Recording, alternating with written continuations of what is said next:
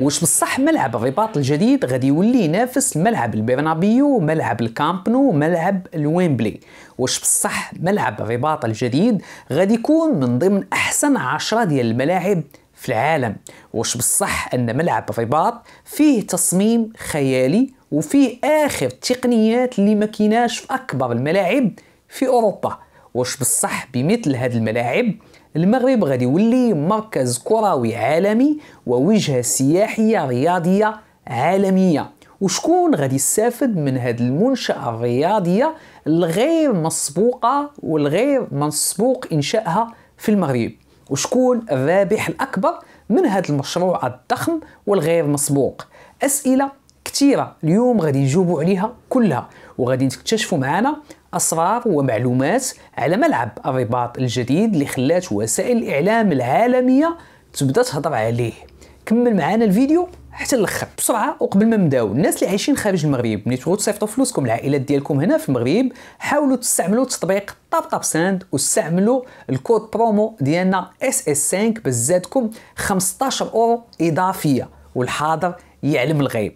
سير على الله. تصميم ملعب الرباط الجديد مستوحى من الثقافة المغربية الأصيلة بحال الزليج، الأقواس والألوان الدافئة. المهندسين خدموا عليه باش يدمجوا بين الهوية المغربية والأناقة الأوروبية الحديثة، والمثير أن الملعب فيه شكل كيشبه التاج الملكي. الشركة المصممة خدات وقت كبير وكتير باش تختبر تصميمات على الواقع الافتراضي باش يخرج بأعلى دقة وأفضل رؤية بصرية.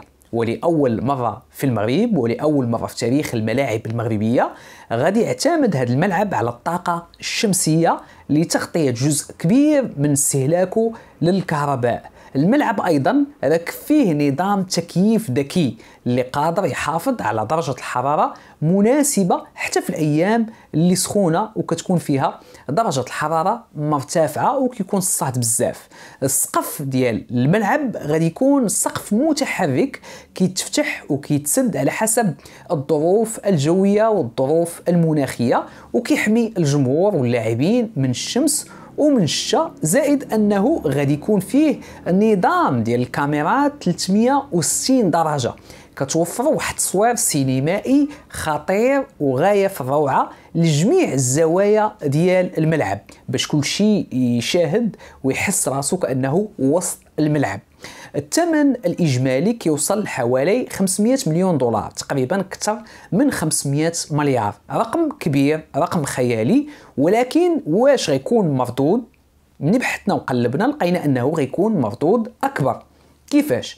اولا غادي يرفع الصوره ديال المغرب في العالم كامل، غادي يجذب السياحه الرياضيه والسياحه الثقافيه، غادي يخلق فرص شغل كبيره من البناء وحتى الخدمات داخل الملعب، يعني فرص شغل مباشره وغير مباشره، وتحفيز الاستثمار الاجنبي، وغادي يطور البنيه التحتيه بمدينه الرباط اللي غادي ينقل العاصمه المغربيه لمرتبه اعلى في التصنيف العالمي ديال المدن الرياضيه والثقافيه في المغرب. الطاقه الاستيعابيه ديالو كتقدر ب 93 ألف متفرج، يعني اكبر من بزاف ديال الملاعب العالمية. عندك أكثر من 100 فيب بوكس، صالونات فخمة، مطاعم راقية ومراكز تجارية، وهادشي كامل داخل الملعب. كاين فيه حتى متحف لكرة القدم المغربية باش الزوار ملي يجيو يعيشوا ويشوفوا التاريخ ويحسوا بالفخر.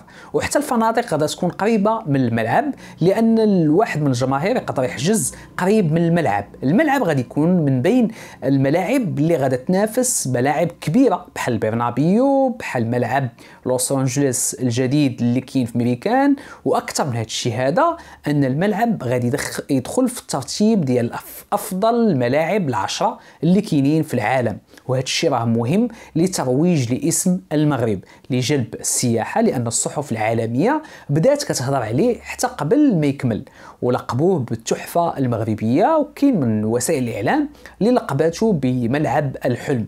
حتى القنوات العربيه شافوا فيه نقله نوعيه وقالوا ان المغرب سبق بزاف ديال الدول الافريقيه وحتى العربيه، ودار ملعب غادي يبهر اي منتخب عالمي وغادي يبهر اي واحد من الجماهير كما كان نوعه كما كانت ثقافته من اي بلاصه جا من العالم غادي يبهروا هذا الملعب.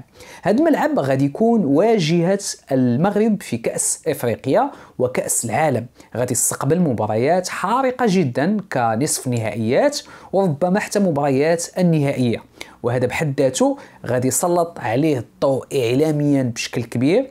حنا كنعرفوا ملي كتكون مباراة النهاية او نصف النهاية راه كيكونوا عشرات القنوات والصحف ووسائل الاعلام العالميه اللي كتنقل هذا الحدث وهذه الاحداث هذه. الملعب ماشي غير بنيه تحتيه، راه سلاح استراتيجي باش يبرز قوه المغرب الكرويه والتنظيميه. اليوم المغرب ما بقاش كيبني غير الملاعب، راه كيبني حلم كبير، كيبني مستقبل، كيبني أسطورة من الملاعب العالمية. ملعب الرباط الجديد غادي يكون نقطة تحول في التاريخ الكروي المغربي، وغادي يخلي المغاربة يفتخروا أمام العالم وأمام أي جمهور عالمي حول هذه المعلمة اللي غادي تكون معلمة رائعة جدا. زائد أن الملعب غادي تكون فيه شاشات عملاقة 360 درجة وكراسي مريحة مجهزة بخدمات ذكية، وغادي يكون فيه حتى تطبيق ديرو في التليفون ديالك وتطلب اي حاجه وتجيك حتى لبلاصتك. مثلا بغيتي الماء ولا بغيتي الماكله غادي تطلبها من التطبيق، وحسب الرقم الكرسي اللي جالس فيه غادي تجيك الطلبيه ديالك. اما بالنسبه للارضيه غادي تكون فيه زراعه هجينه بين غادي يجمع ما بين العشب الطبيعي والعشب الصناعي باش الارضيه تحمل كثره المباريات والطقس الصعيب بحال الامطار الكثيره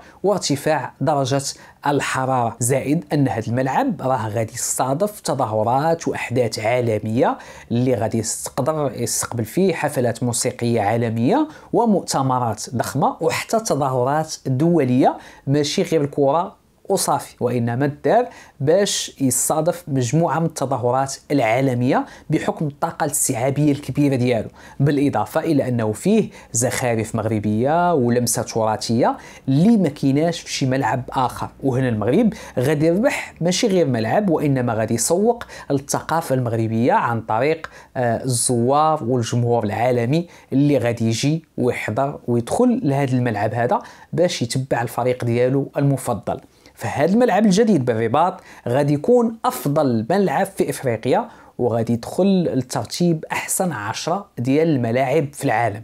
وهذا الكلام ماشي مبالغ فيه، لأن هذا الشيء كان مدروس بدقة قبل ما تعطى الانطلاقة لبناء هذا الملعب اللي كان قبل هو ملعب مولاي عبد الله بالرباط واللي باقي محافظ على نفس الاسم. وكاينه واحد النقطة مهمة خصني نشير ليها، أنه كاين بزاف تاع الناس اللي انتقدوا الميزانية الضخمة ديال هذا الملعب هذا، وقال لك أن الأولى ببناء هذا الملعب هو بناء مستشفيات، بناء منشآت خاصة للمواطنين اللي في حاجة ماسة للمواطنين. دابا حنا كنحاولوا اللي عطى الله عطاه ان الملعب راه تبنى وتصرفات عليه الميزانيه، في المقابل الناس اللي كيدافعوا على هذا الملعب هذا كيقول لك ودي ان هذا الملعب غيعطي واحد الاشعاع اعلامي كبير للمغرب وغيروج لصوره المغرب عالميا. ولا بغيتي تروج للمغرب عالميا فخاص يكون عندك بحال هذه المنشآت.